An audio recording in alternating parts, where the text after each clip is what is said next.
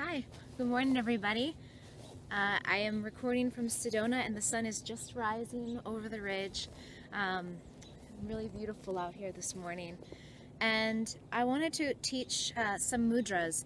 And mudras are hand seals that can be used in meditation or in any yoga asanas and are a great way to bring another level and another layer to the practice.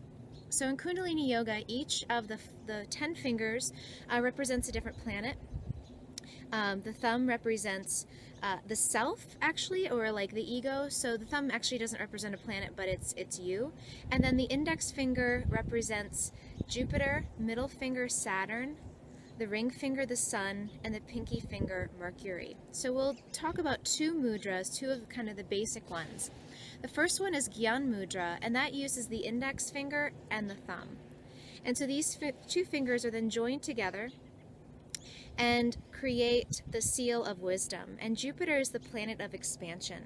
So wherever Jupiter is in our birth chart shows us sort of the area that is going to be kind of highlighted or expanded.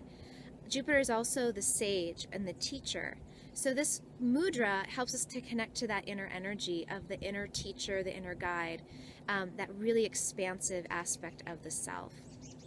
The second mudra uses the middle finger, and this is called shuni mudra, and the thumb and the middle finger touch.